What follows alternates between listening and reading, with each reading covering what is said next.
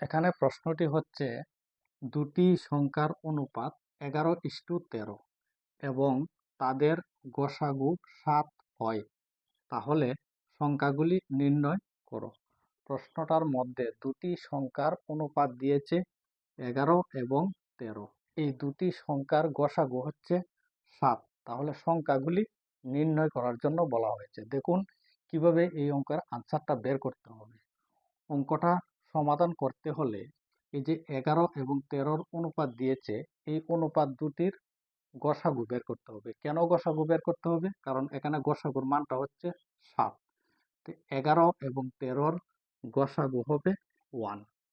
কারণ 1 ইউনিট সমান এই গসাগুর মানটা 7 হবে।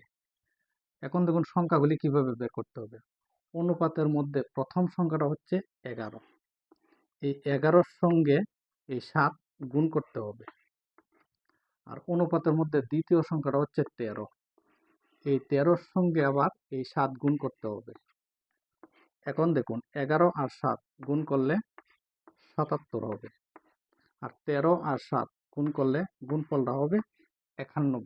তাহলে সংখ্যা দুটি হচ্ছে 77 এবং 91। যদি ভিডিওটা ভালো লাগে তাহলে চ্যানেলটি সাবস্ক্রাইব করবেন।